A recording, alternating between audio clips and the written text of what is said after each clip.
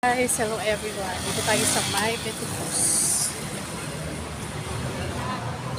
Petucos, Malate. Yan, sa Maynila guys. Dito tayo kasi punta tayo ng embassy.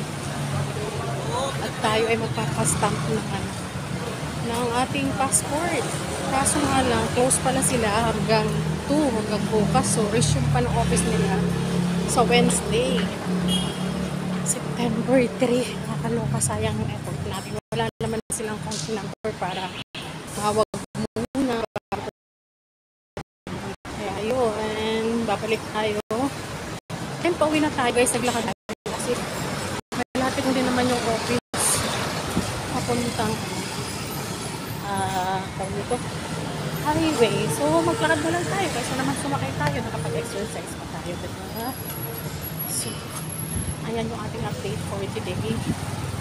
And tapos na ako kanina sa DFA. Aking apostel na po ako na. Aking MPI. Nakuha ko na guys.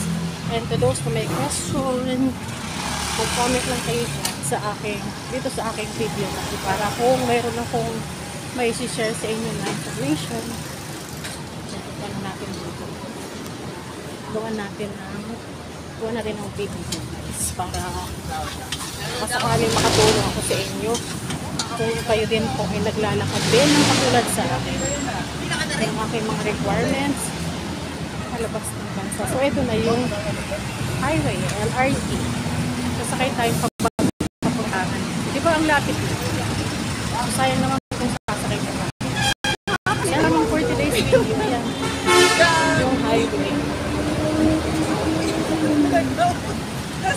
Sasakay na tayo ng jeep papuntang Baclaran. Bye bye everyone.